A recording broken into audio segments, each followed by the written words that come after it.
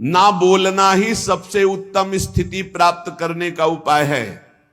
ना बोलना, मौन धारण करो, ज्यादा किसी से बात मत करो। बात करना ही अपने हृदय की बात को बाहर करने से भजन क्षीण हो जाता है। पहले भजन की रीति वर्णन की कि आप ये समझ लो कि बुढ़ापे तक भी भोग की वृत्ति बनी रहेगी यदि जवानी में अपने को नहीं कसा। दूसरे की निंदा करोगे तुम्हारे सुकृत नष्ट हो जाएंगे, भक्तों की निंदा करोगे बहुत जन्म के सुकृत नष्ट हो जाएंगे, ईर्ष्या करोगे, क्रोध करोगे, अभिमान करोगे, भजन मार्ग में प्रवेश नहीं होगा, जलते रहोगे। अब भजन करने वाले का स्वभाव कैसा होना चाहिए? गंभीर। जितना प्रश्न हो उसमें भी सावधानी से सारांश में अगर बोलना है तो बोल दो, नहीं कोई जरूरी नहीं आप साधक हो, मौन होकर निकल जाओ।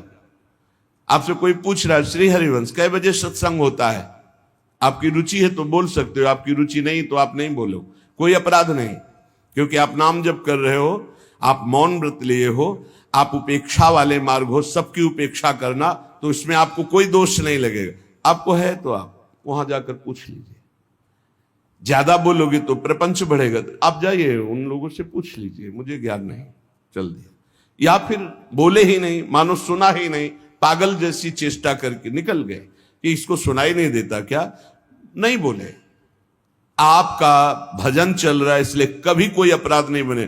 कोई बोला राधे श्याम आप उत्तर नहीं दे रहे, तो आपको कोई अपराध नहीं, क्योंकि हर समय वो तो एक बार बोला राधे श्याम, यहां तो हर वृत्ति राधे श्याम में ही है। गंभीर स्वभाव, कोऊ था न पावे जहां नीर गंभीर। जैसे जहां अगाध जल होता है कोई था नहीं ले सकता, ऐसे ही साधक का अपना स्वभाव बनाना चाहिए। उच्च श्रृंखल स्वभाव नहीं बनाना चाहिए, बहुत बातचीत करने वाला स्वभाव नहीं, गंभीर, चुप, शांत। ऐसा संग करो जिसके पास बैठने से ही प्रिया प्रीतम की चर्चा होने लगी, बैठते ही प्रिया प्रीतम की चर्चा, बैठते ही सिद्धांत की चर्चा, प्रपंच की चर्चा नहीं, निंदा नहीं, इधर उधर की बात नहीं। अगर हृदय मंदिर में ठाकुर का प्रादुर्भाव नहीं हुआ तो जीवन निरर्थक रहा, चाहे जो कुछ कर लो, हमारी बात मान लो। लाखों मंदिर देखे हैं, लाखों मंदिर भ्रमण में, जहां आसपास कबूतरों की बैठक हो गई है, कोई बिरला ऐसे कभी गया तो गया नहीं, ऐसे करोड़ों के मंदिर बने।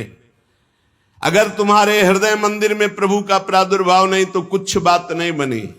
और हृदय मंदिर के पट खोलते हैं गुरुदेव, रसिक गुरुदेव। एक बार चतुरदास जी नाम के एक महापुरुष अपने गुरुदेव की सेवा में रहते। बड़े भाग्यशाली होते हैं जो गुरु की सेवा प्राप्त हो जाती है, बड़े भाग्यशाली होते हैं। रसिक गुरुदेव की सेवा, जैसे महापुरुषों की सेवा में जो रहते हैं उनको हम महापुरुष के समान ही मानते हैं। गुरुदेव के चरणों में बाद में प्रणाम करेंगे, मानसिक पहले गुरु चरणों की सेवा में रत रहने वालों को प्रणाम करते हैं। और जब नजदीक वो किसी सेवा निमित्त नजदीक आते हैं तो उनके भर नेत्र चरण देखते हैं और उनके चरणों में बार बार प्रणाम करते हैं। क्यों? क्योंकि हमारे गुरु चरणों की सेवा में ये है। इनके चरणों की वंदना से, गुरु वंदना से भी अधिक लाभ प्राप्त होता है। जो हरिवंश उपासक सेवे सदा सेवूं ताके चरण विचारी, जो हरिवंश को धर्म सिखावे सोई तो मेरे प्रभु ते प्रभु भारी। तो श्री चतुरदास जी अपने गुरुदेव की सेवा में रहते थे। बड़े अहोभाग्य है जिनको गुरुदेव के आज्ञा पालन करने का सौभाग्य मिलता है। उनके पुण्य की क्या महिमा, जिनको गुरुदेव आदेश करते हैं आप ऐसा कीजिए। अहोभाग्य, अहोभाग्य जिन्हें गुरुदेव की आज्ञा मिल गई। इन्हीं का नाम खोजी जी पड़ा, चतुरदास जी का नाम खोजी जी पड़ा। ये गुरुदेव जी के सेवा में, अब जैसे गुरुदेव लघु शंका कर रहे हैं तो पानी लिए खड़े, गुरुदेव को हस्त प्रक्षाल, आचमन, आज्ञा कब क्या हो जाए तो जल की सेवा लिए खड़े थे। गुरुदेव जी लघु शंका में ही समीप बैठे। बड़ा भारी पीपल का वृक्ष दूर था तो वायु के द्वारा उसके फल और पत्ते बीज सब पड़े थे। लघुशंका किए, हंसने लगे और हंसते हंसते हाथ प्रक्षालन किया, आचमन किया।